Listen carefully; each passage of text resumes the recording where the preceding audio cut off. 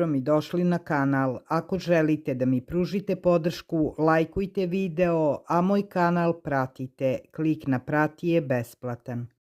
Evo kako se uzgaja epimedium, prelepi pokrivač tla sa listovima u obliku srca i cvetovima koji podsećaju na male orhideje. Epimedium je grupa biljaka trajnica koje su prelepi pokrivač tla. One mogu da rastu ispod drveća, u senci i u kamenim baštama.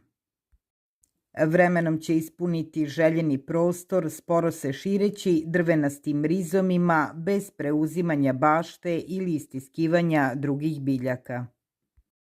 Epimedijumi su idealan dodatak i prelepe biljke koje nisu invazivne.